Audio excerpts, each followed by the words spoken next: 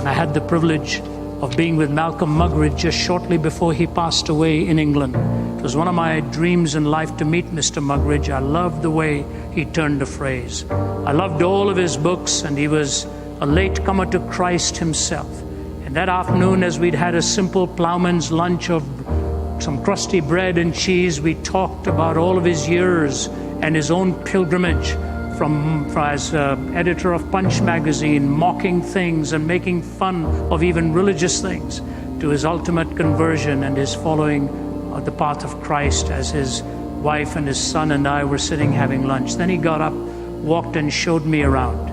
And Muggeridge told me this story, sustained historically again by Paul Johnson, the historian, and confirmed over the BBC when Svetlana Stalin, the daughter of Joseph Stalin, told the story. She said, I could never figure out my father.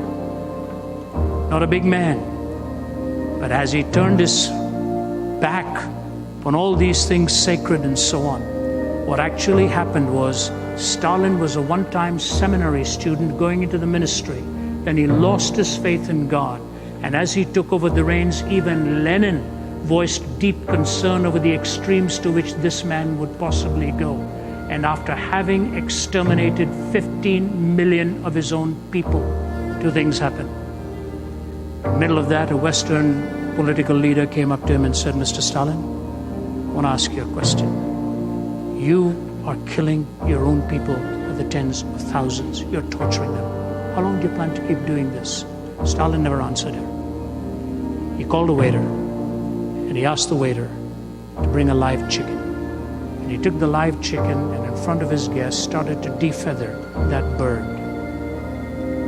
Denuded it, put it down, and walked away with a piece of bread in his hand. The chicken hobbled over, nuzzled between his trouser legs.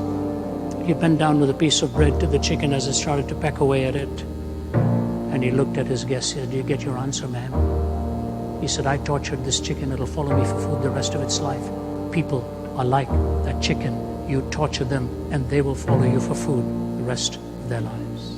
You see, the definition of what it means to be human suddenly becomes murky, suddenly becomes blurred, because there is no ontic referent of an essential worth or a reflective splendor.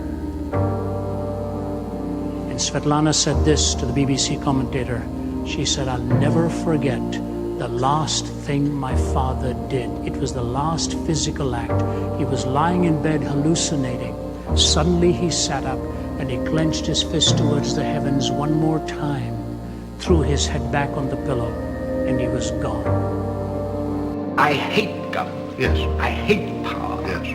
I think that man's existence, insofar as he achieves anything, Yes. is to resist power, Yes. to minimize power, to devise systems of society in which power is the least exerted.